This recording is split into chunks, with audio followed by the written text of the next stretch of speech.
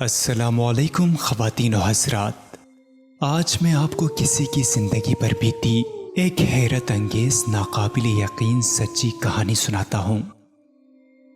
میں 1 جنوری 2001 کے دن یعنی نئی صدی کے آغاز پر کراچی سے اسلام آباد منتقل ہوا تھا، کیونکہ میری ملازمت بطور آڈیو ویژول انجینئر اسلام آباد کے معروف شفا ہسپتال میں ہو گئی تھی۔ پہلے تو میں کراچی سے اکیلے ہی پہنچا تاکہ یہاں کوئی مناسب گھر کرائے پر تلاش کروں اور پھر کراچی سے فیملی کو یہاں بلاؤں۔ میں چاہتا تھا کہ شفا ہسپتال سے قریب ہی کوئی گھر مل جائے تاکہ آنے جانے میں آسانی رہے، لیکن شفا کے اعتراف والے سیکٹرز میں گھر خاصی مہنگے تھے۔ ان دنوں اسلام آباد کا سب سے آخری سیکٹر G11 ہوا کرتا تھا۔ یہ سیکٹر ابھی پوری طرح آباد نہیں تھا، کئی پلاٹ ابھی خالی تھے اور سیکٹر کی مرکزی مارکیٹ بھی ابھی موجود نہیں تھی، اس لیے یہاں موجود گھروں کے کرائے کچھ مناسب تھے۔ چنانچہ ایک دن تلاش کرتے کرتے G11-2 میں مجھے گلی کے کارنر پر ایک خوبصورت سے گھر کا نچلا پورشن صرف 4,500 روپے ماہانہ کرائے پر مل گیا۔ یہ جگہ شفا ہسپتال سے دور تو تھی، لیکن اسلام آباد کا یہ دور دراز فاصلہ بھی 10 کلومیٹر ہی بنتا تھا۔ درختوں اور سبزے سے گھری کھلی صاف ستھری سڑکوں اور بہت کم ٹریفک کی وجہ سے یہ فاصلہ مجھ جیسے کراچی والے کے لیے تو بس روزانہ کی سیر و تفریح ہی تھا۔ گھر لینے کے چند ہی دن بعد میری والدہ، اہلیہ اور دونوں بچے بھی اسلام آباد پہنچ گئے اور زندگی ایک نئے راستے پر چل پڑی۔ نوکری کے علاوہ جو بھی فرصت ملتی وہ اسلام آباد کے مرغزاروں کی سیر و تفریح اور فطرت کی قربت میں گزرنے لگی۔ ہر لانگ ویکنڈ کا شدت سے انتظار ہوتا اور ان دنوں ہم ذرا لمبے سفر پر نکل جاتے۔ مری، نتھیا گلی، ایوبیہ، کاغان، ناران، سوات، یہاں یہ سب کچھ ہماری پہنچ میں تھا اور اسلام آباد سے بس چند گھنٹوں ہی کی دوری پر تھا، اس لیے زندگی بڑی خوشی میں گزرنے لگی۔ ہمارا گھر G11 سیکٹر میں جس جگہ پر تھا وہ گلی کا کارنر تو تھا ہی، جبکہ اس کے ساتھ ایک خاصا وسیع خالی پلاٹ بھی تھا جس کے آخر میں ایک گہرا برساتی نالہ گزرتا تھا۔ خالی پلاٹ کو تو ہمارے مالک مکان نے گھاس پھول لگا کر ایک مناسب سا باغ بنا دیا تھا۔ باغ کے ساتھ گزرنے والے نالے کا پارٹ بھی طرح طرح کے سرسبز خودرو پودوں اور جنگلی پھولوں سے بھرا رہتا تھا، اور اس کی تہ میں نمی کی وجہ سے رات کو یہاں اکثر جگنو بھی اڑتے نظر آتے تھے۔ رات کے اندھیرے میں اڑتے ان ننھے چراغوں جیسے جگنوؤں کا نظارہ ہم کراچی کی گنجان آبادی میں رہنے والوں کے لیے ایک خوابناک منظر کی حیثیت رکھتا تھا۔ یہ گھر 3 کمروں اور ایک مختصر سے لاؤنج پر مشتمل تھا۔ بیرونی کمرہ تو ڈرائنگ روم تھا، پچھلا کمرہ ہم نے اماں اور بیٹے کو دیا اور درمیان والا کمرہ ہم میاں بیوی اور بیٹی کے حصے میں آیا۔ اس کمرے کی بیرونی دیوار میں ایک بڑی سی کھڑکی کھلتی تھی جس کے باہر خالی پلاٹ والا باغ تھا۔ اس باغ کے آخر میں برساتی نالے کے اندر اگے بلند پودوں کے پتے سرسراتے نظر آتے تھے، اور انہی پودوں میں ستمبر اکتوبر کی خنک راتوں میں جگنو اڑتے نظر آتے تھے۔ ویسے اس بائیں باغ کا نظارہ دن کی روشنی میں تو بڑا دلکش ہوتا تھا، لیکن رات کے اندھیرے میں یہ کچھ خوفناک سا ہو جاتا تھا۔ باغ کے پودے اور درخت سیاہ ہیولوں کی شکل اختیار کر لیتے تھے، اور اس محیط اندھیرے میں دور اڑتے جگنوؤں کی ریڈیم لائٹ جیسی سبز روشنی ایک پراسرار ماحول تخلیق کر دیتی تھی۔ مکان کے اوپر والے پورشن میں امرتسر کی ایک مفتی فیملی رہائش پذیر تھی۔ ماں، باپ، 2 بیٹے جاوید اور زبیر اور 4 بچیاں، انتہائی خوش اخلاق اور مہمان نواز خاندان۔ یہ لوگ معروف ادیب ممتاز مفتی کے رشتہ دار بھی تھے۔ اس مکان میں منتقل ہونے کے چند دن میں ہی ہمارے بہت خوشگوار تعلقات پیدا ہو گئے، خصوصاً جاوید مفتی اور میں تو جلد ہی گہرے دوست بن گئے۔ جاوید بھی ایک پراسرار شخصیت تھا، وہ اکثر کچھ ایسی عجیب و غریب باتیں کرتا کہ جن پر مجھے یقین ہی نہیں آتا تھا۔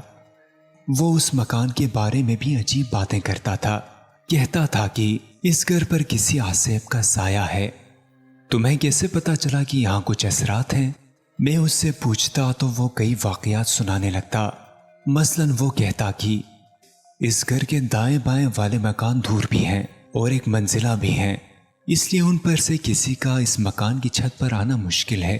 لیکن اکثر راتوں میں چھت سے ایسی آوازیں آتی ہیں کہ لگتا ہے اوپر کوئی چہل قدمی کر رہا ہے۔ میں اور زبیر ایک دو دفعہ ہمت کر کے فوراً چھت پر پہنچے تو وہاں کوئی نہیں تھا۔ ایک دفعہ تو غضب ہی ہو گیا۔ وہ بولا، کیا؟ میں نے پوچھا۔ میں صبح سویرے چھت پر گیا تو یہ دیکھ کر پریشان ہو گیا کہ وہاں کئی جگہ انسانی فضلہ پڑا ہوا ہے۔ یوں لگتا تھا جیسے کوئی بچہ ابھی تھوڑی دیر پہلے یہاں فارغ ہو کر گیا ہے۔ میں تو حیران ہی رہ گیا کیونکہ چھت کے دروازے کا تالا میں نے ابھی خود ہی کھولا تھا اور اتنی اونچی چھت پر کسی کا باہر سے چڑھ کر آنا ممکن ہی نہیں تھا۔ اور پھر اگر کوئی آ بھی گیا تھا تو کیا وہ صرف یہ فضلہ بکھیرنے کے لایا تھا؟ میں بھی حیران ہوا۔ بات آئی گئی ہو گئی۔ ہمیں یہاں رہتے ہوئے سال ہو گیا۔ گرمیوں کی چھٹی میں ہم کراچی چلے گئے۔ وہاں کچھ دن گزار کر میں تو واپس چلا آیا۔ البتہ بیوی بچے کچھ مزید دنوں کے لیے وہیں رک گئے۔ اب یہاں میں گھر میں اکیلا ہی تھا۔ ایک دن میں رات گئے تک بیٹھا کمپیوٹر پر کچھ کام کر رہا تھا۔ کچھ دیر پہلے بارش موسلا دار برس کر رکی تھی اور اب ٹھنڈی ہوا چل رہی تھی۔ رات کا 1 بج رہا ہوگا۔ اچانک مجھے ایسی آواز آئی جیسے کسی نے دروازہ کھٹکھٹایا ہو۔ میں چونکا کہ رات کی اس پہر کون ہوگا اور وہ گھنٹی کیوں نہیں بجا رہا، دروازہ کیوں کھٹکھٹا رہا ہے۔ میں دانستہ نہیں اٹھا اور انتظار کرنے لگا کہ دوبارہ آواز آئے تو اٹھ کر دیکھوں، لیکن کافی دیر گزرنے کے باوجود دوبارہ کوئی آواز نہ آئی تو میں نے بھی وہم سمجھ کر نظر انداز کر دیا۔ لیکن کچھ دیر اور گزرنے کے بعد دوبارہ اسی طرح ٹھک ٹھک کی آواز آئی جیسے کوئی اپنی انگلی سے دروازے کو بجا رہا ہو۔ میں اٹھا اور بیرونی دروازے کی طرف بڑھا۔ دروازہ کھول کر باہر دیکھا تو وہاں کوئی بھی نہیں تھا۔ حیرت کی بات یہ تھی کہ گھر کا بیرونی آہنی گیٹ بند تھا، تو پھر اس بند مین گیٹ سے اندر آ کر لکڑی کا دروازہ کوئی کیسے کھٹکھٹا سکتا ہے؟ میں حیران ہوا۔ اطمینان کے لیے میں نے ادھر ادھر جھانکا اور پھر دروازہ بند کر کے واپس آ گیا۔ ابھی تھوڑی ہی دیر گزری ہوگی کہ دروازہ پھر 2-3 مرتبہ کھٹکھٹایا گیا۔ میں تیزی سے باہر لپکا اور فوراً دروازہ کھولا، لیکن باہر تو اسی طرح سناٹا اور ہو کا عالم تھا۔ میں نے دروازہ بند کیا اور واپس آ کر کمپیوٹر پر بیٹھ گیا۔ اب مجھے کچھ گھبراہٹ سی بھی ہونے لگی۔ کچھ دیر اسی طرح خاموشی سے گزر گئی اور میں بھی اپنے کام میں مگن ہو گیا۔ اچانک پھر وہی آواز گونجی، کھٹ کھٹ کھٹ کھٹ۔ دروازے کو پھر انگلی سے بجا رہا تھا۔ اب تو میں واقعی ڈر گیا۔ سب سے پہلے تو میں نے کمرے کی لائٹ بند کی اور پھر آہستگی سے ڈرائنگ روم میں جا کر اس کی کھڑکی سے باہر کی طرف جھانکا۔ باہر تو کوئی بھی نہیں تھا۔ میں نے واپس آ کر کمپیوٹر بند کیا، کمرے کی کھڑکی کو پردے سے اچھی طرح ڈھانپا اور بستر پر لیٹ گیا۔ کچھ دیر تو نیند نہ آئی، لیکن بالآخر آنکھیں بوجھل ہوئیں اور میں نیند کی آغوش میں جانے لگا۔ اسی وقت پھر آواز آئی، کھٹ کھٹ کھٹ کھٹ۔ میں نے چادر اچھی طرح جسم پر لپیٹ لی اور بے حس و حرکت ہو کر سونے کی کوشش کرنے لگا، لیکن نیند آنکھوں سے کوسوں دور جا چکی تھی۔ رات بھر اونگنے جاگنے کی کیفیت میں رہا۔ آدھی رات تک دروازہ بجنے کی وہ آواز وقفے وقفے سے سنائی دیتی رہی اور نہ جانے کس پہر بند ہوئی یا میری آنکھیں لگ گئی۔ اگلے دن میں نے جاوید سے اس بات کا ذکر کیا تو وہ کچھ نہیں بولا، بس چند لمحوں کے لیے اس کے ہونٹوں پر ایک عجیب سی مسکراہٹ آئی اور معدوم ہو گئی۔ کچھ دنوں بعد بقیہ فیملی بھی کراچی سے اسلام آباد واپس آ گئی اور حالات معمول پر آ گئے۔ ایک دن اسی طرح میں رات کو بیٹھا کمپیوٹر پر کام کر رہا تھا۔ امی اور بیٹا اپنے کمرے میں سو رہے تھے اور میری بیوی اور بیٹی یہیں اسی کمرے میں محو خواب تھے جہاں میں کمپیوٹر پر کام کر رہا تھا۔ 1 بجے کے وقت میں نے کمپیوٹر آف کیا اور بستر پر لیٹ کر سونے کی تیاری کرنے لگا۔ میں بستر پر جس طرف لیٹا تھا وہ جگہ کمرے کی اس بیرونی کھڑکی سے متصل تھی جس کے باہر خالی پلاٹ والا باغ تھا اور جہاں باغ کے آخر میں وہ برساتی نالا گزرتا تھا جہاں جگنوؤں کی آماج گاہ تھی۔ میرے پیروں کے بالکل سامنے کمرے سے متصل غسل خانے کا دروازہ تھا۔ غسل خانے کا دروازہ ظاہر ہے بند تھا۔ لیٹے لیٹے ابھی کچھ ہی دیر گزری ہوگی کہ اچانک مجھے نظر آیا کہ غسل خانے کا دروازہ بند نہیں ہے، کھلا ہے اور اندر روشنی بھی ہو رہی ہے۔ میں حیران ہوا کہ یہ دروازہ کس نے کھولا، کیونکہ میری اہلیہ اور بیٹی تو بدستور گہری نیند میں تھے۔ میں نے دوبارہ غسل خانے کی طرف دیکھا تو مجھے ایک عجیب منظر نظر آیا۔ میں نے دیکھا کہ غسل خانے کے دروازے میں سیڑھیاں ہیں جو اوپر والی منزل کی طرف اٹھ رہی ہیں، اور سیڑھیوں کے آخر میں جو بھی جگہ یا کمرہ ہے اس میں سے ایسی آوازیں آ رہی ہیں جیسے وہاں بہت سارے لوگ جمع ہو کر آپس میں باتیں کر رہے ہوں۔ آوازوں سے یوں محسوس ہوتا تھا جیسے اوپر کوئی تقریب جاری ہے۔ خوشگپیوں والی سرگوشیاں، قدموں کی سرسراہٹ، برتنوں کے کھنکنے اور چائے کے پیالوں کی آپس میں ٹکرانے کی آوازیں، باہمی گفتگو کی آوازیں۔ میری حیرت کی انتہا نہ رہی۔ غسل خانے کے اندر سے یہ سیڑھیاں اور اوپر جاری ایک تقریب، یا اللہ یہ کیا ماجرا ہے؟ میں نے اپنی بیوی کی طرف دیکھا، وہ تو اس ساری صورتحال سے بے خبر سو رہی تھی۔ میں نے دوبارہ غسل خانے کی طرف دیکھا، سیڑھیاں بدستور موجود تھیں اور ان پر اوپر سے آنے والی روشنی میں کبھی کبھی انسانی سائے لہرا جاتے تھے۔ اچانک مجھے محسوس ہوا جیسے کوئی سیڑھی سے اتر کر نیچے آ رہا ہو۔ میں چونکا، لیکن اسی طرح بے حس و حرکت پڑا، پھٹی پھٹی آنکھوں سے سیڑھیوں کی طرف دیکھنے لگا۔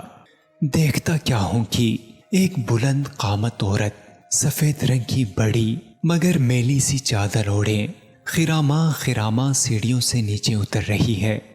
جیسے ہی وہ پوری کی پوری نیچے اتر کر میرے سامنے آئی تو میں نے دیکھا کہ اس نے گود میں ایک بچے کو بھی اٹھا رکھا ہے۔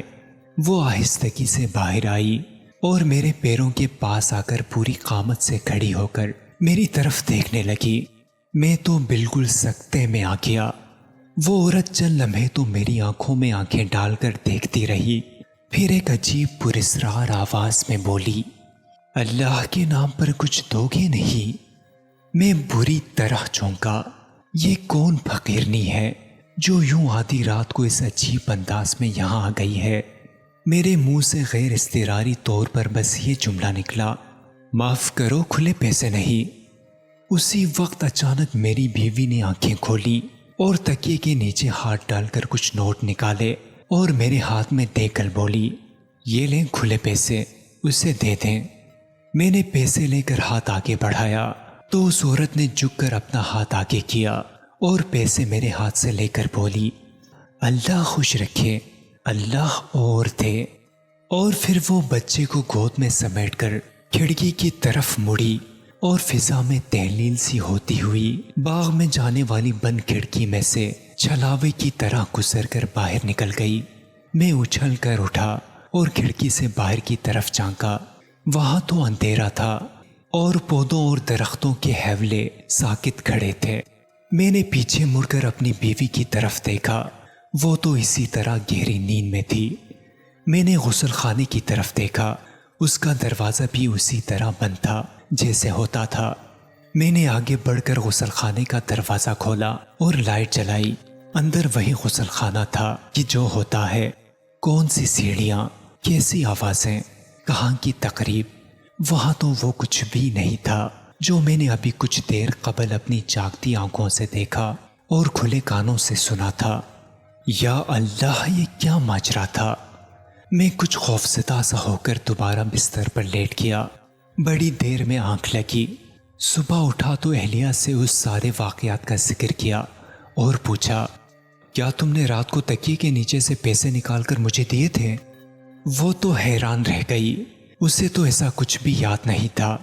میں نے بعد میں جاوید سے ذکر کیا تو اس کے چہرے پر وہی عجیب سی مسکراہٹ آ گئی۔ ہم تقریباً 3 سال مزید اس گھر میں رہے، لیکن پھر کبھی کوئی ایسا پراسرار واقعہ پیش نہیں آیا۔ دوستوں، ہم امید کرتے ہیں کہ ہماری آج کی ویڈیو آپ کو پسند آئی ہوگی۔ ہمارے چینل کو سبسکرائب کریں، اس ویڈیو کو زیادہ سے زیادہ شیئر کریں اور آنے والی ویڈیو تک کے لیے اپنے میزبان سجیل شریف کو اجازت دیجیے۔ اللہ نگہبان۔